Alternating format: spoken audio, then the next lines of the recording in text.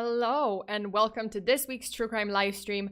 If you're new here, hi, I'm FEARSONA. You can call me Fear, you can call me Sona, and I'm your friendly neighborhood true crime VTuber, here to give you full body chills.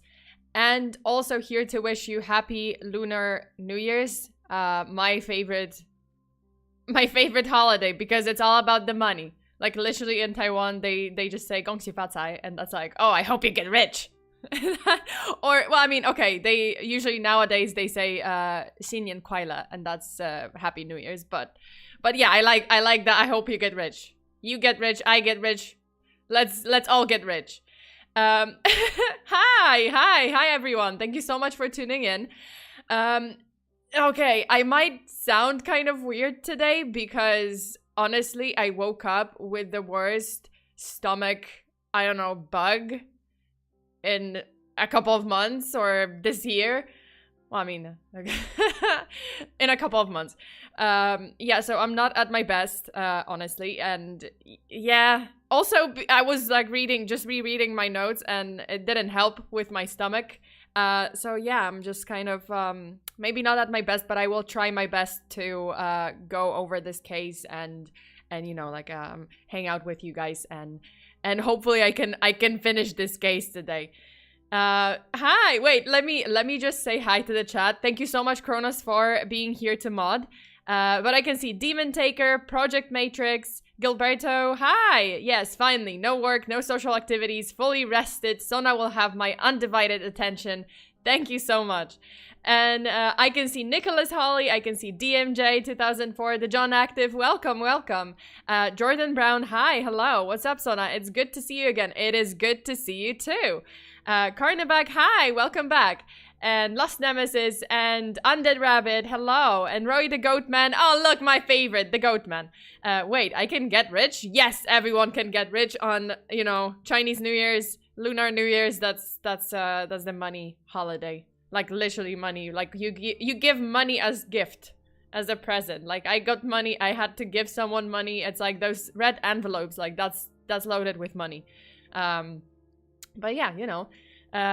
You can give someone a penny, still considered, you know, it is money. Although you should like mind the numbers too, because the numbers like, oh, how much money you give someone, it also matters. Like you can't give someone like $4 or $40 because 4 is a number that is pronounced as the same as death. So you're not supposed to do that. So please don't do that. If you give someone like Lunar New Year's envelopes, just avoid number 4. In general, I don't know like more. I think it's there's like a couple of numbers that you're not supposed to. You're supposed to avoid. Okay, and who else is here? Wait, Sergeant Battle Buddy. Hi, hello, welcome. And Seba Morales, hello. And Hopeful Space Pitaco, hi. And Luis Salazar, hello. And who else? Oh, Game Leader, hello. Sorry, I just saw your message. Hello, made it right in time from grocery shopping, so I'm slightly poor. Oh, it's okay. Hey, groceries are important, so that's food, you know, that's something you're gonna survive on. So that's, you know, that's never a waste of money. Money is the universal gift card. Yeah, it is. Oh yeah, and there's a new emote. We've unlocked the new emote last time in the last stream. So there's a new confused Sona emote, or I don't know, error. And I will, okay, before my debut on February 4th, so that's gonna be the new model debut. In case you guys didn't notice the beginning of this stream, which was literally the trailer, I'm debuting with my 3rd model on February 4th at 7 p.m. Pacific time. And by then, I'm hoping that I can unlock a little bit more of the emote slots so that I can upload the new emotes, because I have like 7 of them. I think so far we've unlocked 2. So there are 2 new emotes. So the one that you've posted in the chat, and then there's like Angry Sona emote. So, you know, there's like a couple of more. There's 5 more of those. So hopefully, you know, as the channel membership grows, you know, as I have like the channel has more members, I can unlock more slots for new emotes. So hopefully by the time or during the debut, we can unlock some more and I can upload the new nice emojis. Okay. 3rd, what was your first one? Oh, the first. Oh, see, we would have to go back, way back in time, like last year, a year and a half ago, when I first became a VTuber. I had the first model. You guys had to scroll back. I did a couple of cases with that model, so hey, it's still pretty good. Like, you know, you can go to some old cases and you can hear an interesting story, an interesting true crime case, and at the same time you can see the previous model. It was like it was quite different. It had a hoodie and it had a like purple hair, so it was a little bit different than what I what I look like now. My favorite so far. Oh yeah, Batsona. Cut Batsona. Okay. You guys, this is the second model on screen. Well, I mean, yeah, that's that's gonna be my third. Well, the new one. This one, the one on screen is my second model. The first one was, I found your channel when you had that model. Yeah, that's a, you know, an older model. The one with like purple crystal hair. Yeah, that was different. You know, that was my first try, and then I've changed my design. Mainly because like my nickname to begin with was Red. So I figured, oh, you know, would be nice to have red hair, or would be nice to have something red. Hence this model. Hello. Okay, you guys, without further ado, let me get right into today's case. If you have ever Jesus. Yeah, yes, great. I'm messing it up from the beginning. Okay, so if you've ever heard the saying, drinking the Kool-Aid, you might not know you are referring to a massacre which saw the deaths of more than 900 people. Until the events of 9/11, it was actually the largest loss of life in American history from non-natural causes. This is the story of the Jonestown Massacre. And everything starts with a man named James Warren Jones. He was born in 1931 in Indiana, USA, although he was always known as Jim instead of James, seeing as his father was named James as well. So in order not to be confusing, Jim was referred to as Jim and then his father was James. James was a veteran, so the father, who had returned from World War I with severe difficulty breathing after being present during a chemical weapons attack. His father's disability meant he was unable to work, and in the days before social welfare, he was unable to contribute to the family financially. His mother, Lynetta, didn't work as she stayed home to look after James and Jim, which you can imagine put the family in a very, very difficult financial position. After defaulting on their mortgage, the family were evicted from their home and forced onto the streets. Their extended families did what they could to support them, even though they were also struggling. So everyone was struggling at the time, but the family did try to support Jim's family. And then they were able to scrape together enough money to buy the Jones family a shack. It wasn't even a house, it was a shack on a small piece of land in Lynn, which is in Randolph County, Indiana. The building had no plumbing or electricity, and despite having no bills, they still struggled. Jim's family still struggled to put food on the table. So Jim's parents were forced to rely on handouts from the neighbors and family, and when Dad didn't work out, they would forage for food in the forest surrounding their home. So basically, you know, scavenging for whatever they could find in the forest. There is no silver lining to Jim's childhood. His mother actually lacked any maternal instincts, while his father was riddled with health issues, and Jim was pretty much more often than not, left to look after himself. And knowing the circumstances of Jim's early life, it will come as no surprise that neighbors described him as unusual. He actually struggled to make friends, and he was always talking about religion or death. He held his playmates captive in his barn and performed experiments on animals.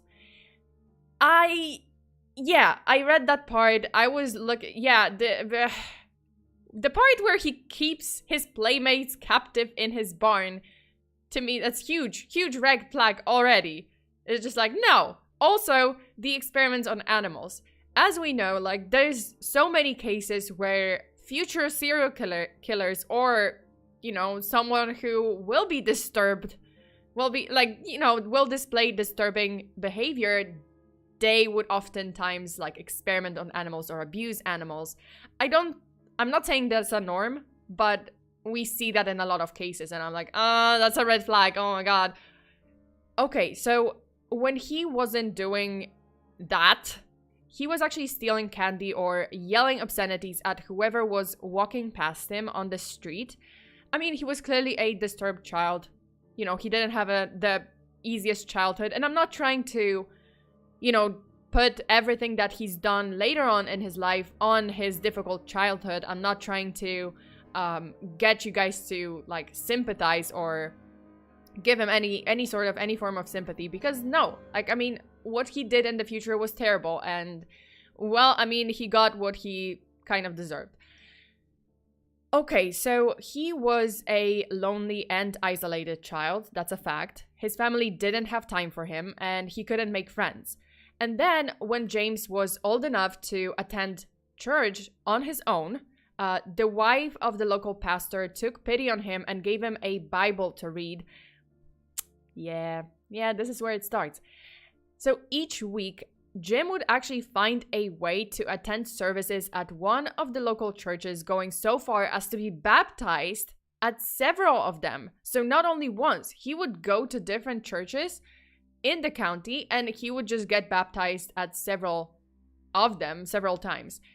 And at church, he found the family he had never had, and before long, he was talking about his desire to become a pastor himself.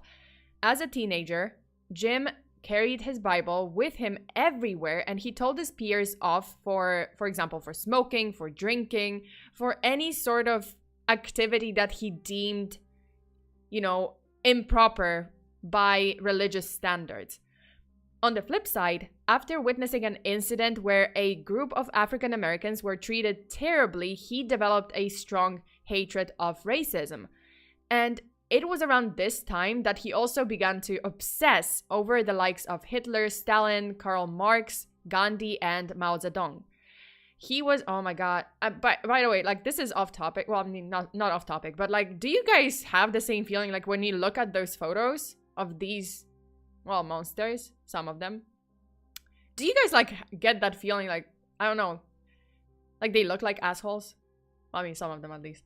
Well, not definitely Hitler, definitely Stalin, definitely Mao Zedong. I'm sorry. I'm just, like, from the pictures, you can tell, like, they have, like, I don't know. Okay. Never mind. I don't want to get canceled for, like, talking about it a little bit too long. So, you know, Jim developed this, like, obsession interest with those figures, and he was particularly impressed with Hitler. Surprise, surprise. Who had evaded captured by committing suicide. So this was, you could say, like, origin to what happened later in his life, in Jim's life, and how Jim's life ended. Okay, so with his strange views on communism, his strict religious beliefs, and his hatred of racists, Jim was a difficult person to understand or relate to. And yet, when he started to preach about his beliefs, he seemed to have no trouble attracting followers. I mean, yeah, he was, you know, this is, I think it's a number of factors. Because you can see, I did cover some other cases on, like, cult crimes.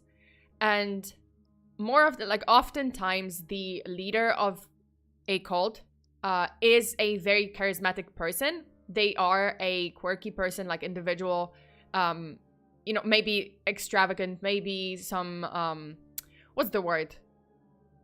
Damn, I lost the word. But, yeah, they are often a very charismatic individual. And you can see that in the cults in the past, you know, the whatever happened, like the cult of, I think, Bhagwan. That there was, like, a documentary on Netflix about it, but he was also very charismatic. He was also very, like, charming person, And that was the same case was, it was the same case with Jim. Like, he was charming, he was very charismatic, he was a great speaker, so people like naturally flocked to him, and, they were convinced by his words, by what he was preaching. So after years in and out of various denominations of churches, he actually established the People's Temple. This is a picture from the People's Temple in California, but we're not at that moment yet. Eccentric! Sunny rainy day. Thank you. Thank you. This was the word that I was looking for. Eccentric. Yeah, exactly. That was actually the word that I was looking for. For some reason, I was just like looking through my mind, and I'm like, egotistical? No, like it started with E. But yes, that's the word. Yeah, sunny rainy day. You're my dictionary today. Okay. So as I said, Jim finally established his own church, which was the People's Temple. Totally doesn't sound like, the People's Liberation Army. Definitely no, or People's Republic of China. I'm sorry. Okay, so within months of going out on his own, he had more than 1,000 people attending his weekly sermons. His beliefs were a blend of communist doctrine, economic socialism, and racial equality. Jim campaigned for desegregation and would frequently expose restaurants and facilities which refused to serve Black customers, which, if you are an African American in the 1940s, in the 1950s, then, you would see this person fighting for your rights, fighting for your right to go into establishments, to be treated equally. And yeah, I mean, I would understand why people would, support him, because they're like, yeah, this is a good cause. He's trying to make people equal. He's trying to fight for the rights. So, you wouldn't immediately notice that there was something wrong, or, there was something wrong at all. Maybe at that point, there wasn't anything wrong. Like, it was still innocent. Okay, so with that foundation, his congregation was predominantly made up of African Americans who admired the preacher who was fighting for the rights, as I said. And Jim also found a way to convince his followers that he was a manifestation of God and that he had supernatural gifts and superhuman abilities. He would hold energetic recruitment conferences where he supposedly healed the unhealable. And during this time, Jim got married to Marceline Baldwin, and together he and his wife adopted several non-white children, which was highly unusual for the time, which again, it's like 1950s, 1960s, but it served to reinforce his followers that he was truly fighting for a desegregated community, and his congregation continued to grow. Because it only makes sense, right? Like, it's another proof that he's okay. He really fights for equality. He adopts children who are non-white. And yeah, like in the eyes of his followers, that was another confirmation. That was just like, okay, yeah, like he sees us as equals. He wants us to have our rights, and, he wants to fight with us. Obviously, yeah, who wouldn't believe that? Especially if you are at a vulnerable stage in your life. Because there's a lot of people who join cults because they are very vulnerable and they have some kind of issues, they have some kind of problems in life that, is causing them a lot of stress, a lot of vulnerability. And, here you have this person who's promising you a lot of things, who's promising you to solve your problems and promising to create a life for you that is gonna be, full, that is gonna be happy. That's only understandable. Like, so many cults just work in the same way. Okay, so in 1961, Jim relocated his church to California. So this is, again, the same picture because that's the only one I could find. But he relocated the church to California after telling his followers that he had visions of a I can't believe I'm gonna say it, but like, yes, he said that he had visions of a nuclear attack in Indianapolis. It was there that Jim began to experiment with drugs, which seemed kind of out of character for him because he was once the man who had, you know, like he was very judgmental of drinkers and smokers. He would like, you know, scream at them or, you know, just kind of chastise them for drinking, for using those substances. But here he was, you know, like he got fascinated with drugs and yeah, let's get the party started. So the drugs served only to heighten the paranoia, which had plagued him since high school. Surprise, surprise. Soon, it was just a nuclear apocalypse that he was envisioning. You know, that's what he focused on. He's like, oh, it's not only Indiana anymore. The apocalypse is coming. And, you know, it's gonna be a nuclear apocalypse, so everyone needs to join my cult to be safe. I'm gonna keep you safe. So he prophesied that his followers would be targeted by fires, car accidents, and illness if they were unfaithful to him. Case in point. He began to order his congregation to use violence to promote his ministry. So whoever did not want to join them, usually, yeah, like the followers who would like talk to people and the people were unwilling to join or they didn't want to listen to them, yeah, they would display violent behavior. Wait, Yusuf just donated, thank you so much. Hey Sona, great work with this story as always. If you're interested, there's a short Jim Jones joke on an old John Oliver episode. We could look at it at the end of the stream to wash out the bad taste. Oh, absolutely. Like, why not? I love John Oliver's show. So yeah, we can look at that at the end of the stream after this case. Let me just read some of the chats. Maisie said, cult leaders are very confusing, but also manipulative. Oh, that was another word that I was looking for. I theorize my theory on why people join cults is because they promise benefits for the followers. Just a theory though. No, you're absolutely right. That was exactly what happened in you know, in the Jonestown case and in so many others, like the same with you know, the other cult, the Bhagwan cult. It's the same. People who are vulnerable, people who maybe are looking for a community or a family to find, you know, to kind of share their life with. Yeah, they are vulnerable and they will follow someone who is promising them a better life or promising to fulfill those needs. And then Ducky Noodle says, I think what's sad is that it feels like he started off trying to do good. I don't know why I pronounced it that way.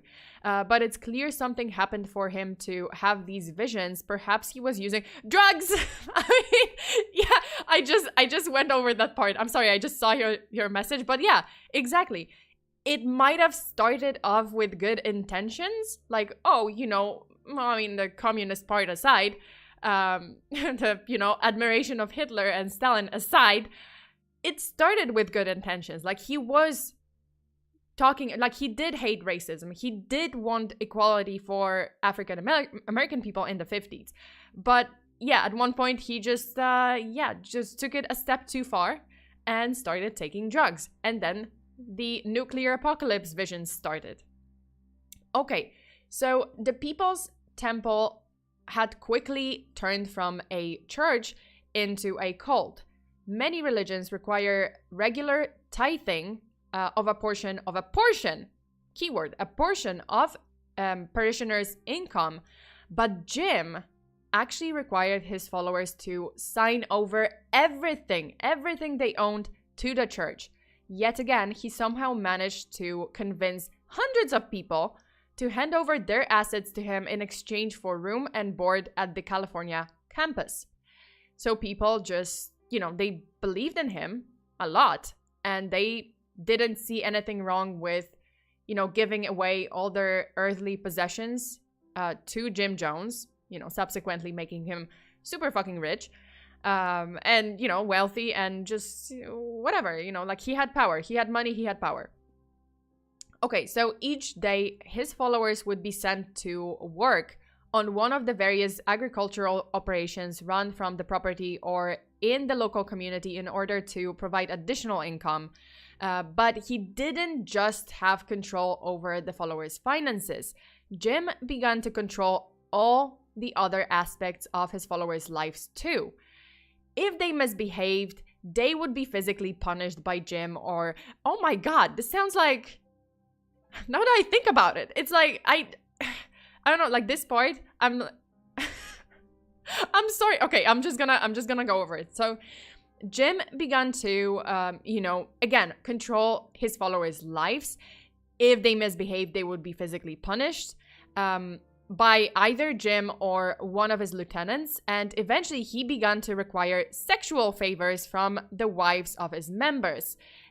And yeah, his followers worked at a quote-unquote agricultural operation, agricultural setup or setting, the farm for the cult, and they were punished if they didn't work or they misbehaved, and then they were asked for sexual favors from the leader. Doesn't it sound like kind of slave owner? Sort of, kind of. They were not paid. Whatever they earned, they gave it back to the master. Yeah. Oh my god. This is terrible. This is terrible.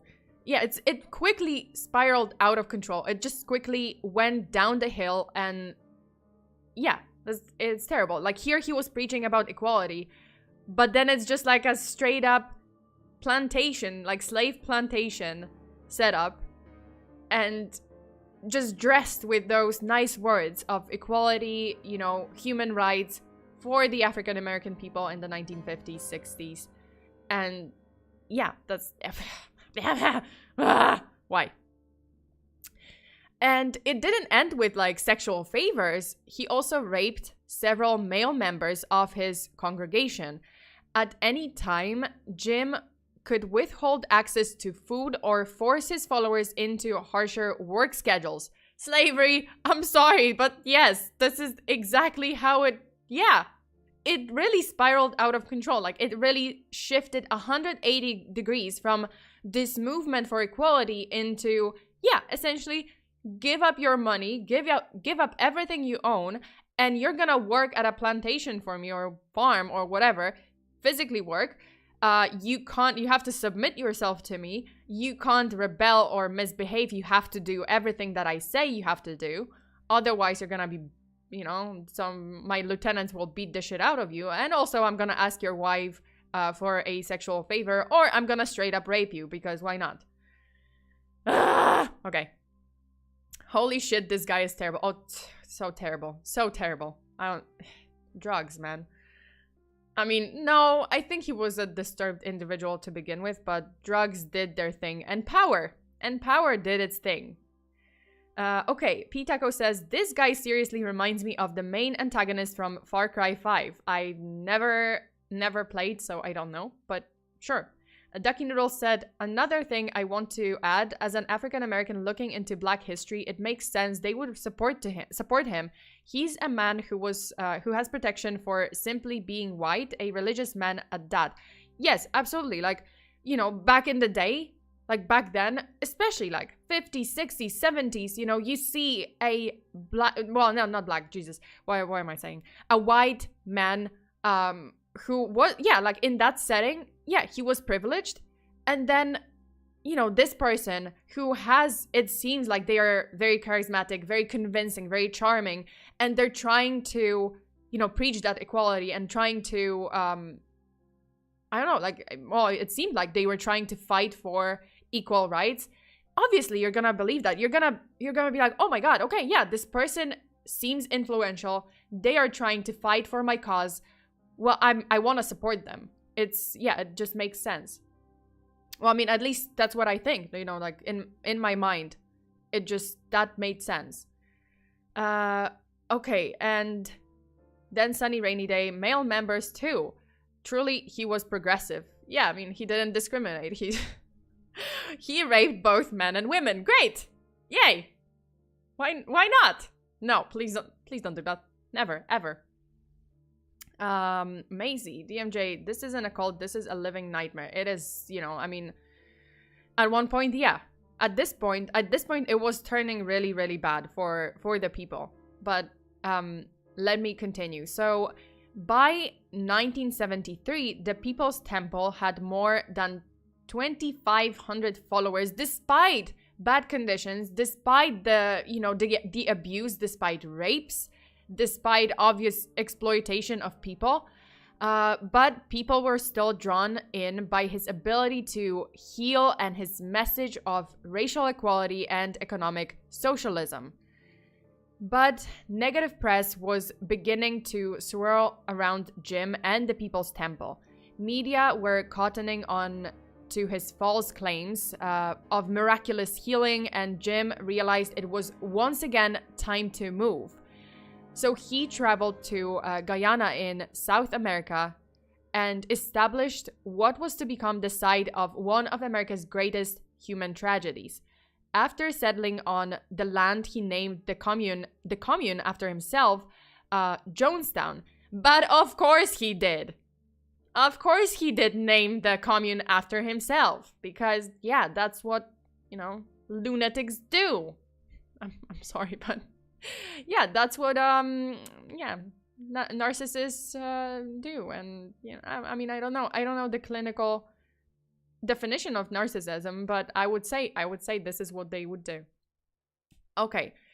Damn. Huggies for all, we need them, Rose. We need a lot of hugs. This, honestly, this case is just, I'm already like, I'm reading about this, I'm like talking about this case, and it just makes me sick physically. Just no.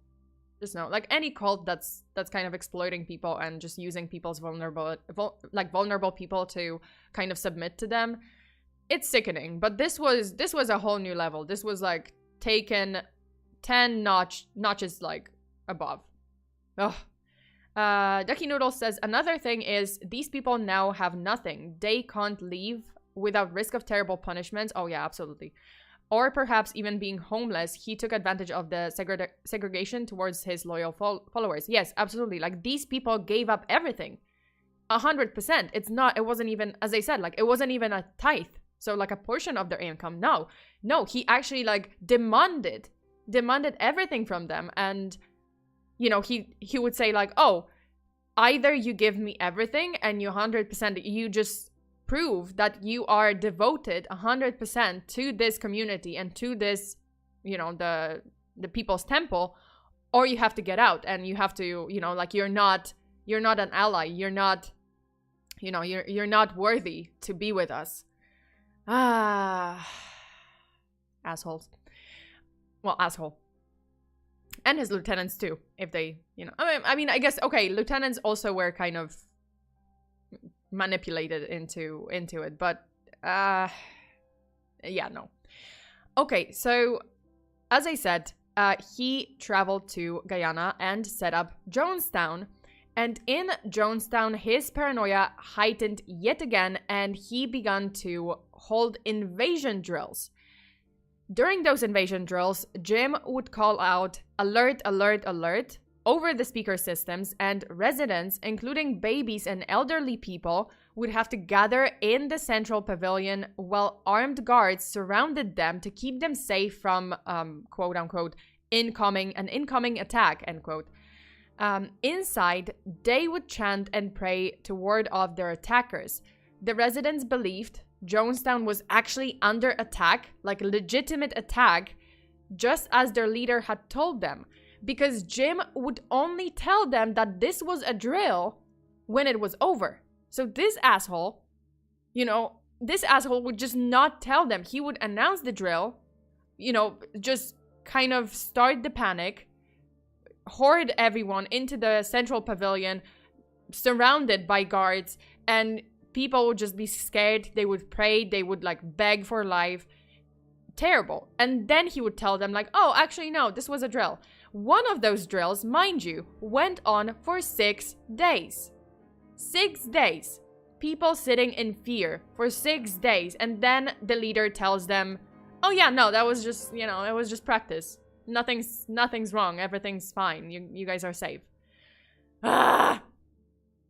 Another terrible, terrible thing. This is getting worse and worse. It's just getting progressively worse. Oh my god, those poor people. No, seriously, Maisie, yes, poor people. This is all, like, seriously, we can all say poor people. They were subject to so much, and they still believed. They were like, okay, this is for our well-being. This is for the good of people. And they still wanted to believe, but, you know, by now they were pretty much trapped. And it wasn't like there weren't any defectors in Jonestown. There were, but they were, well, I mean, some of them, there are, you know, kind of reports that some of them were locked up, some of them were murdered, they were killed when they tried to run away. And yeah, it was just a whole bunch of fear, like fear mongering, and people were just afraid to leave. Okay, so all the while, you know, these drills are happening, people are scared, but at the same time, the pressure was mounting on Jim Jones. Moving out of the US had done very little to relieve Jim of his belief that Jonestown was going to be attacked by the government. Like, he actually believed it himself. He was just like, oh, government is closing in on us, we're gonna get attacked, the government wants to destroy this community and wants to capture me and every single member. And he was just like living in fear himself. To add to his fear, a number of US embassy personnel had visited Jonestown after hearing about its cult-like operation, and he was also being chased by the IRS because he wasn't paying any taxes either in the US or Guyana. Like, he's not gonna give money to the oppressors after all. There's no way. Like, he didn't pay a penny to the tax, to the IRS. So Jim began to tell his followers that if they came under attack, he would distribute a fruit punch in the pavilion, which was laced with poison, so they could all die together. Yep. Hint, hint. And then, oh, this is getting so much fucking worse. And then in one of the drills, he actually, again, a drill that he didn't say was fake. He didn't say it was a drill. He still said, oh, we're under attack.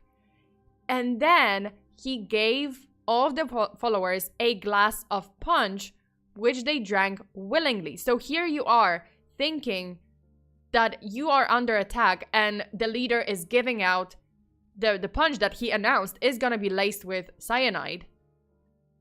Oh my god. I don't know. Like, I don't know what I would do. Would I drink it? I mean, I would really have to be, yeah, like I would have to be a devoted follower to really drink it. But I would still be scared shitless. Like, this is happening. They don't know. The people don't know that this is fake. So as they sat and sobbed over the impending death, he told them the punch was just part of the drill. And again, he said the same thing. Like, oh, this is just fake. It's fine. It's just a drill. Yes, give everyone anxiety or heart attack by not telling them it's a drill and giving people punch that you previously stated would be laced with poison. Definitely. Like, I mean, it's just adding, right? It's just adding to fear mongering and just a manipulation and just making people fearful to leave the community, because where else would they be safe? Like, this is what they're thinking. This is what he told them. Like, oh, you will never be safe anywhere else but in this community. So that's what you have to do. You have to follow what I tell you. I cannot. I'm just like getting so upset about this case because of this case. So by then, this was not even the only problem. Like, life in this community, like, oh, life under the leader and like following the rules, or, yeah, like the drills, the scary drills, that wasn't even the only problem in Jonestown, because conditions in Jonestown had deteriorated rapidly. There hadn't been enough accommodation to build to start with, or accommodation in general. Like, there wasn't enough houses for people. And with the growing population, there was often a shortage of food. So residents were worked to the bone during the day, on the farm, only to return to the village and have to sit through hours of sermons, because he was also doing like hours-long sermons, which were played repeatedly over the loudspeaker system. And you had to deal with the drills that were fake, but you didn't know, so you were also afraid. and you had to drink some questionable punch or juice that the leader said, oh, it's actually spiked with cyanide, so you don't know when you're gonna die. Like, any day, in any drill, he could be handing out those punches and the punch, and you didn't know if it was fake. Every day, you had to, like, they had to prepare, like, oh my god, is this the day? Is this the real deal? Am I gonna die? Why? Also, I'm sorry, I'm reading about this. I'm just kind of going through this case. Why am I having Cult of the Lamb stream flashbacks? Holy shit, was I that bad? Because I'm just like hearing about the sermons played over the loudspeaker and poor conditions in the community. I'm just like thinking about my game, like the Cult of the Lamb game. I was terrible. I was terrible at that game. So it just reminds me, Jesus, I have to take care of my followers in Cult of the Lamb. Anyway, I digress. So this story wasn't just a video game. This was real, obviously. A lot of people, a lot of lives were lost, and it could have been avoided. But unfortunately, you know, constant manipulation, constant fear-mongering, constant, I don't know, fake drills that people thought in poor conditions, and people just giving out their money and being afraid and unable to leave. Okay, so in 1978, a congressman by the name of Leo Ryan visited Jonestown along with a media entourage. He was actually there to investigate claims of human rights abuses, which extended family members of some of the residents had told him about. Jim put on a huge show for the visiting delegation, including a grand meal. So he didn't have enough food to feed his followers, but when the press was there, when a very important congressman was coming over to investigate this community, suddenly there was a shit ton of food. And people had to watch. Like, the followers had to, like, literally watch. They were hungry and they had to watch, you know, this grand feast for the visitors. But during the meal, a slip of paper was handed to one of the reporters begging for help to escape Jonestown. So again, as I mentioned before, like, people tried to leave, but they were afraid. So someone decided, okay, I have to, you know, write this note. I have to take my chances. This is our chance. This is my chance to get out of here. And as whispers spread that there were members trying to leave, the room erupted into violence. Leo avoided being stabbed as his entourage rushed back to the airstrip to escape, and they managed to take 15 apparent defectors with them. But it wasn't over, because as they were filling into the planes, members of Jim's guard, so the lieutenants, began to fire at them with guns. Leo was actually shot and killed in front of the airplane, and the so-called defectors opened fire on the other plane, killing some of the news crews who were traveling with Leo. And in total, 5 people were killed at the airstrip. This is actually a picture of that day. And, you know, you can see, well, I mean, okay, this is kind of quite drastic, but you can kind of see the people lying on the ground next to the airplane. So eventually the planes were able to take off and fly back to the US. But unfortunately, Leo did lose his life. Meanwhile, Jim received word that some of the entourage had survived. So he thought that everyone died and, you know, this was the end of his issues, his problems. But no, it wasn't, because some of the people survived. And he knew that they would return to the US, and it was only a matter of time before the government sent the military or the CIA to, you know, close down on Jonestown and shut it down, just like he had predicted before in his visions, in his drugged visions. I am sure you know what happened next, and I still, honestly, I'm still kind of, I can't wrap my head around it. It's still mind-boggling to me that this happened and this was allowed to happen. So Jim called all of his followers into the pavilion and told them about the imminent attack and that this was not a drill. He handed out cups of Flavor Aid drink, which was laced with cyanide, he had been stockpiling since coming to Jonestown. And this is actually like a plethora of drugs that was found in Jonestown. He ordered that the children be poisoned first. And literally, there were babies. There were babies and there were children in Jonestown. And he actually ordered for the children to be poisoned first, followed by the adults. And anyone who actually dared to say anything against Jim or refused to drink, the poisonous juice was actually forcibly injected with cyanide. So it's not like they could say, hey, no, I'm not doing that. I want to live and I'm leaving this cult. No, they forcibly injected cyanide into those people. So he recorded the whole tragic event on audio tape, which is, by the way, terrible. I am not gonna sleep tonight. And he can be heard in that tape. He can be heard encouraging his distraught followers as follows. Quote, "Stop these hysterics. This is not the way for people who are socialists or communists to die. No way for us to die. We must die with some dignity. Don't be afraid to die. We didn't commit suicide. We committed an act of revolutionary suicide protesting the conditions of an inhumane world." End quote. The conditions which, by the way, you created yourself. So shut the fuck up. But it's terrible. Fuck you, Jim. That's all I can say. Like, how about you drink the Kool-Aid yourself and just go ahead and do it first. Okay. A lot of weird sounds. I'm sorry, but I'm just. This is. I have no words anymore. But I have to finish this case, so yeah, a little bit more words. Okay, so in all, 909 people died during the Jonestown Massacre, as it came to be known. Just like the dictator, Jim adored, he killed himself to avoid, which means Hitler.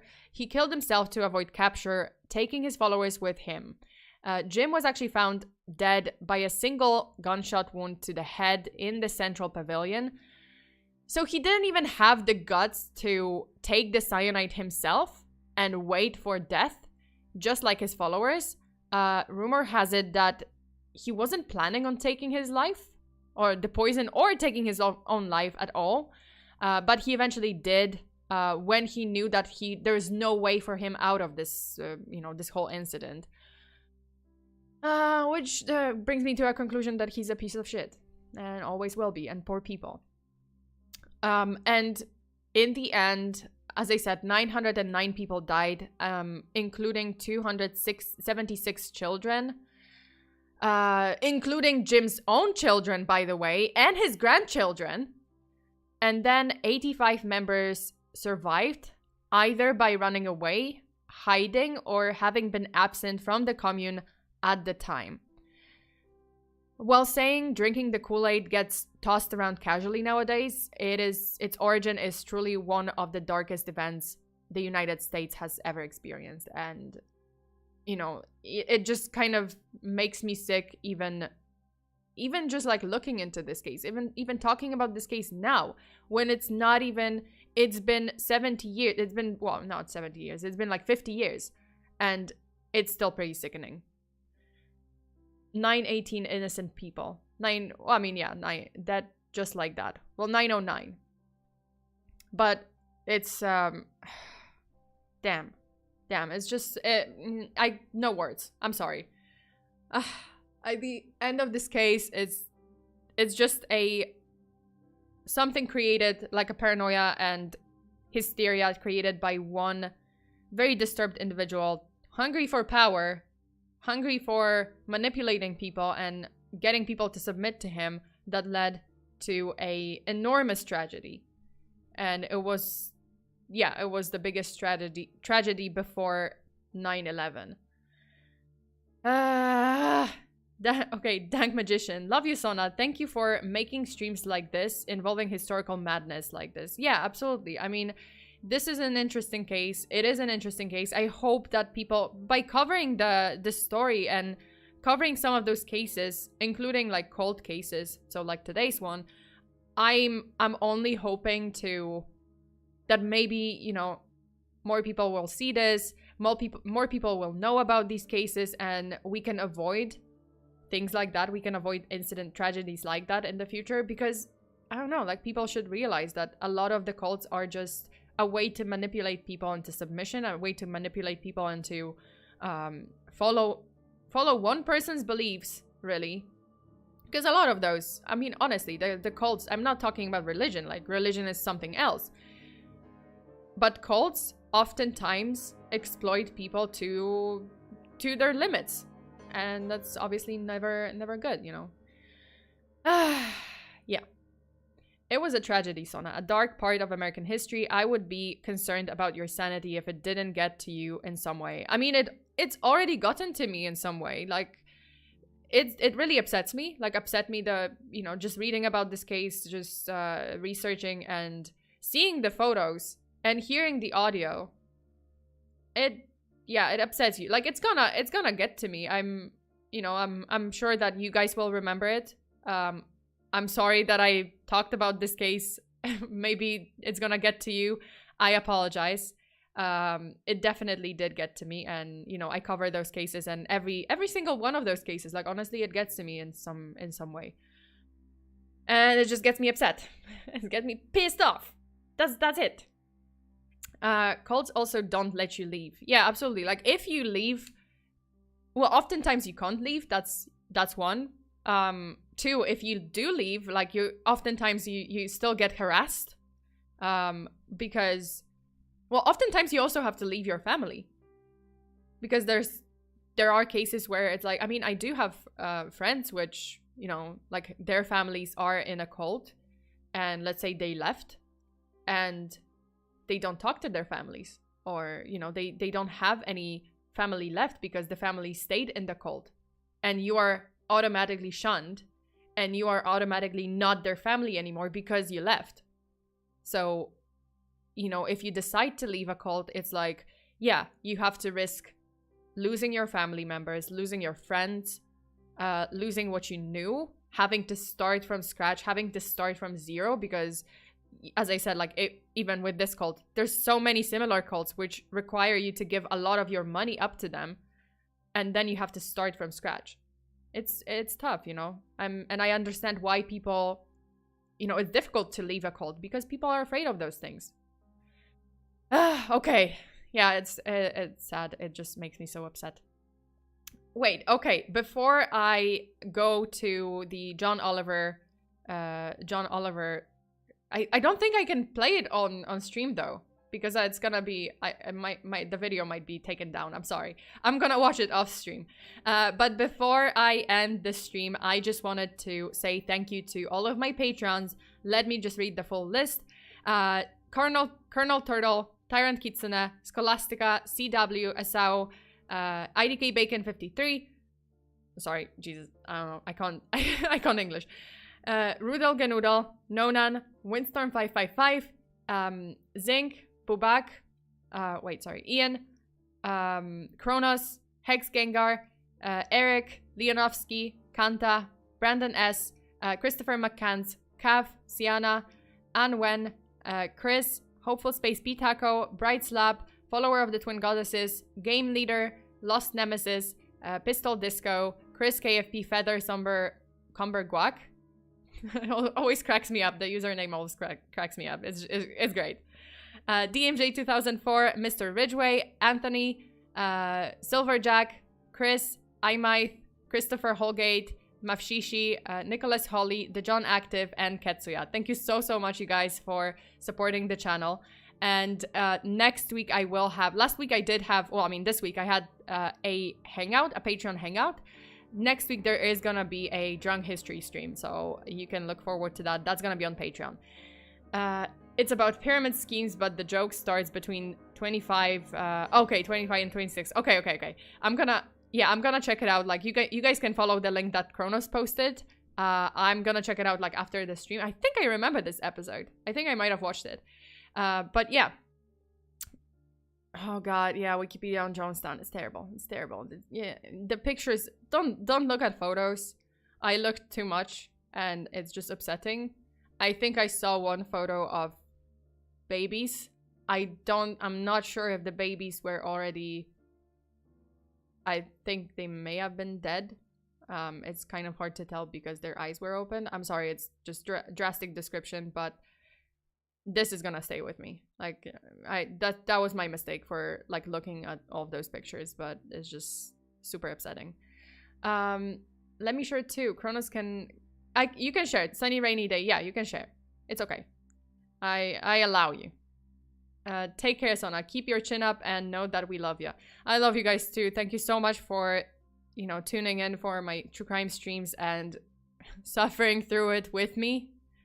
I apologize that I give you, you know, pretty bad memories. Well, not bad memories, but like, yeah, I make you kind of think of those horrible cases. I think it is important to share the cases because it's not only like, I don't know, it is my opinion, obviously, but I think it is important to know about these cases because it teaches us a lot about like what to avoid, what to look out for, what red flags to see, you know, how to keep yourself safe in different situations, how to, you know, prepare for any kind of scenario in your life that you might end up in, because you can never be sure. You know, you can never be sure that, oh, your town is safe or your house is safe and you don't have to lock the door. You absolutely have to. Please do lock the door. Lock your front door. Lock all the doors in your house for the night or during the day. You know, don't talk to strangers. It's like I'm talking to kids. I'm sorry, but no. I mean, that's what I'm kind of learning from it. You know, like, oh, you can never trust anyone fully. Oh my god, I sound like I'm paranoid. I'm sorry, but no, I'm just kind of saying like, oh, you can look out for the red flags in any situation in your life. Okay, in the end, this is what we signed up for. That's true. You did sign up for it. Some of you signed up for it on Patreon too. So a double dose of terrible true crime stories. I'm drunk. Sorry if I don't remember. Maybe for the better, KB. Maybe for the better. Like, at least you won't be as upset as I was and as we all were here during this stream. I'm not a kid. I'm 18. Okay. Well, I mean, I'm just saying. I'm just talking about like, oh, you know, what's the benefit of covering those cases? Because I know that a lot of people think that, you know, true crime community on YouTube is kind of questionable, like true crime podcasts or YouTube channels are, you know, very controversial.